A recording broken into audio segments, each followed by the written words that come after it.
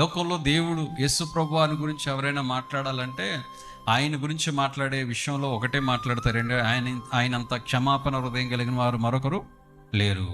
మరి ఆయన పిల్లలమైన మనం ఇతరులకు క్షమిస్తున్నామా? క్షమాపణ మనం కలిగి ఉందా? సారీ అనే మాట ఎంత రిలీఫ్ ఇస్తుందో తెలుసా?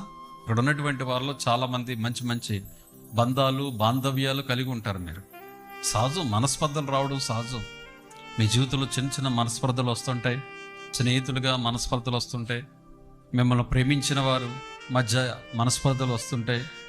ఇది మనస్పర్ధల మధ్య ఇగోలకు పోకుండా రకరకాల పరిస్థితుల్లోనూ పోకుండా ఆ ఈగోను మనం తగ్గించుకుని ఆ ఈగోను తీసేసుకుని ఒక్క మాట వాడండి, సారీ, నన్ను క్షమించు అనే ఒక మాట వాడితే ఆ మాట వారి యొక్క జీవితాలకు ఎంత రిలీఫ్ వస్తుందో తెలుసా, ఎంత ఆనందం వస్తుందో తెలుసా.